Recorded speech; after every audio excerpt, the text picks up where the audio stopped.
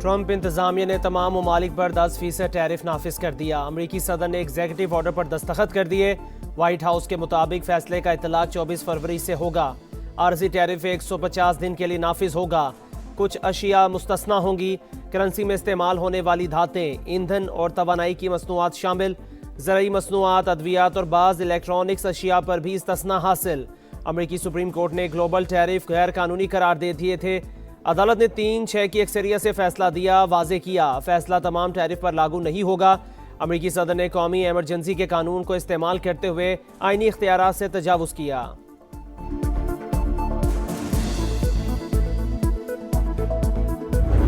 Israel की लबनान में रियासती दहशतगर्दी जारी। सहूनी तैयारों की शिमाली लबनान में बमबारी। हमले में 10 अफराद जाँ बहक, 50 जख्मी हो गए।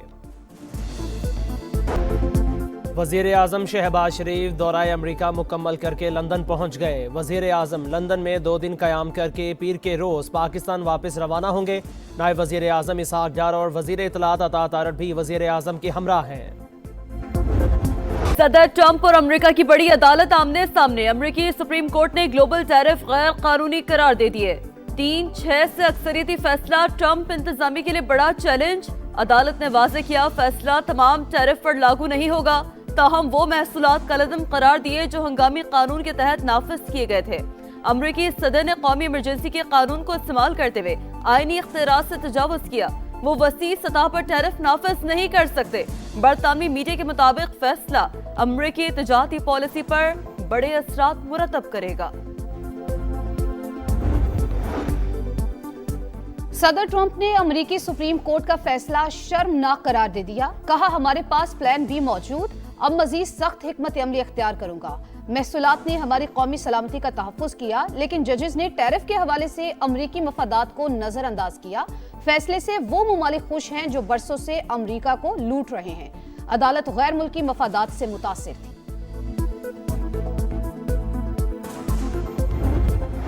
We're either going to get a deal or it's going to be unfortunate for them. And you said today 10 days. Give them a deadline firm to make a deal? I would think that would be enough time, 10-15 days, pretty much maximum. मशरिकी वस्ता काम फिर खतरे में। अमरीकी सदर ने Iran को 10 से 15 दिन का अल्टीमेटम दे दिया। कहा, तेहरान के साथ मुआहदा होगा या फिर उन्हें इंतहाई संगीन नताइज का सामना करना पड़ेगा। जोहरी प्रोग्राम रोकने से मुतालिक जवाब देने से गुरेज। सदर ट्रंप ईरान के खिलाफ महदूद फौजी कार्रवाई पर संजीदगी से गौर कर रहे हैं। अमरीकी अखबार का दावा, सरकारी और जोहरी अहदाफ को निशाना बनाया जा सकता है। हमला हुआ तो खित्ते में दुश्मन के तमाम अड्डे और तंसीबात हदफ होंगी। ईरान ने अक़वाम मुत्तहिदा को आगाह कर दिया। जारियत की सूरत में सख्त जवाब का ऐलान। गवर्नर हाउस वगैरह ये आईनी इदारे ये इस चीज के लिए नहीं है। आप वहाँ पे बैठकर तासुब नुमा तकरीबात करें। वो इस सूबे के खिलाफ तकरीब हुई है, वो वफाक के खिलाफ तकरीब हुई है कि इस शहर ने पहले भी बहुत ज्यादा चीजें देखी हैं। लोगों को यहाँ पे आप दोबारा वो पैगाम देने की कोशिश करें जो यहाँ पे पहले माहौल इस शहर में आ चुका है। गवर्नर हाउस की तकरीब में तासुब की इंतहा, सूबा सिंध और विफाक के खिलाफ गुफ्तगू काबिल मजम्मत, पीपल्स पार्टी का पारा हाय। गवर्नर हाउस और आईनी इदारे तासुब नुमा तकारीर के लिए नहीं बने। कराची पहले ही ये माहौल देख चुका, मजीद मुतहम्मिल नहीं हो सकता। सिंध एक था, एक है और एक रहेगा। शर्जील मेमन की गरज बरस। सईद गनी ने कहा, सिंध में लिसानी बुनियादों पर काम करने वाले मुतहरिक हो चुके। गवर्नर हाउस में जो प्रोग्राम हुआ उससे हालात मुतासिर हो सकते हैं। कुछ विफाकी वज़रा ने भी लोगों को उकसाया। अगर मैं सियासत करने पर आऊं तो मैं वो बातें कर सकता हूं कि मुझे तो सुनने के बाद नींद आ जाती है, बहुत सौ की नींदें उड़ जाएंगी। बयानात से डरने वाला नहीं है ये गवर्नर। अगर मैंने बयान दिया तो फिर बहुत सौ की कुर्सियां भी हिल जाएंगी।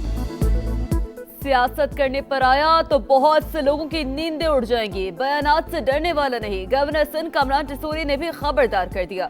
कहा, बयान दिया तो बहुत सारों की कुर्सियां हिल जाएंगी। सूबे को मजबूत करने वाला गवर्नर हूं, कभी नहीं कहा कि कोई तकसीम होनी चाहिए। एमक्यूएम में ग्रुप बंदी तनाजा सिंध असेंबली पहुंच गया। खालिद मकबूल ग्रुप का हूं, पीएसपी वाले धमकियां दे रहे हैं। MNA इकबाल मसूद ने जान से मारने की धमकी दी। राना शौकत का वावेला, स्पीकर ने SSP और SHO को तलब कर लिया। वजीर दाखिला ज़ियाल अंजार की राना शौकत को तहफ़्फ़ुज़ फराहम करने की यकीन दहानी। डील और डील का तो क्या कोई बानी PTI के लिए कोई डील है? दुकान अपनी खुली रखना चाहते हैं। इस किस्म की कोई गुफ्तगू किसी लेवल पे भी कभी भी नहीं हुई। अफवाहें जो है ना, सिर्फ इस इश्यू को जो है मार्केट में ये प्रोडक्ट रखने के लिए जो है अफवाहें फैलाई जाती हैं। बानी PTI के लिए कोई डील है ना ढील। वजीर दिफा ख्वाजा आसिफ ने तमाम खबरों की सख्ती से तरदीद कर दी। समाज से गुफ्तगू करते हुए कहा, बानी को बैरून मुल्क या बनी गाला मुंतकिल करने की कहीं कोई गुफ्तगू नहीं हुई। वजीर आला KP की अपनी नौकरी खतरे में है, इसीलिए उन्होंने रिहाई फोर्स का ऐलान किया। इक़दाम गैर आईनी और गैर कानूनी किसी भी किस्म की फोर्स का क़याम रियासत का इस्तेहकाक है। हुकूमत से कोई डील नहीं हो रही। बानी के इलाज के हवाले से राबता हुआ, अस्पताल मुंतकिल करके इलाज कराया जाए। तहरीक इंसाफ मौक़िफ़ पर डट गई। समाज से गुफ्तगू करते हुए असद कैसर का कहना था, हुकूमत बात करके पीछे हट जाती है। रिहाई के लिए फोर्स का क़याम एक तजवीज़ है, अभी कोई हतमी फैसला नहीं हुआ। पाकिस्तान और अमेरिका दहशतगर्दी के खिलाफ एक पेज पर ताउन मजीद बढ़ाने पर इत्तफाक। वाशिंगटन में वजीर आजम शहबाज शरीफ और अमेरिकी वजीर खारजा की मुलाकात। स्ट्रेटेजिक शराकतदारी पर इत्मीनान का इजहार। दो तरफा तजारत और मौशी सरगर्मियां बढ़ाने पर जोर। मार्को रूबियो का गजाम बोर्ड की हिमायत पर पाकिस्तान से इज़हार तशक्कुर। वजीर आजम की दीगर आलमी रहनुमाओं से मुलाकातें। शहबाज शरीफ की बहरीन की फरमारवा। आज़रबाईजान, उज़्बेकिस्तान, कज़ाकिस्तान और इंडोनेशिया के सुदूर से बातचीत। अहम बैनुल-अक़वामी और इलाक़ाई उमूर पर गुफ्तगू। गैर रस्मी गर्म जोशी का मुज़ाहरा। वज़ीर आज़म से United states international development finance corporation के चीफ एग्जीक्यूटिव भी मिले। पाकिस्तान में सरमायाकारी बढ़ाने में दिलचस्पी का इजहार किया। पाकिस्तान में मुआशी इस्तेहकाम IMF ने तस्लीम कर लिया। 14 साल में पहली बार करंट अकाउंट सरप्लस खुश आइंद करार। बुनियादी सरप्लस प्रोग्राम के मुताबिक था। मुल्क में महंगाई मजमूई तौर पर काबू में रही। मालियाती इदारे के प्रोग्राम के मुताबिक पाकिस्तान ने इस्लाहात की। हुकूमती पॉलिसी से मईशत को इस्तेहकाम मिला। डायरेक्टर कम्युनिकेशंस IMF जोली कोज़ेक की प्रेस ब्रीफिंग। कहा, IMF का वफ्द 25 फरवरी से पाकिस्तान का बाज़ाब्ता दौरा करेगा। EFF प्रोग्राम के तीसरे जायजे पर बात होगी। मुल्क में गरीब के हालात बद से बदतर। तरक्की सिर्फ कागजों तक महदूद। पाकिस्तान में गुर्बत बढ़कर 28.9% तक पहुंच गई। 7 बरस के दौरान 7% का बड़ा इजाफा रिकॉर्ड। शहरी इलाकों में 11% इजाफे के बाद 17.4 और देहात में 36.2%।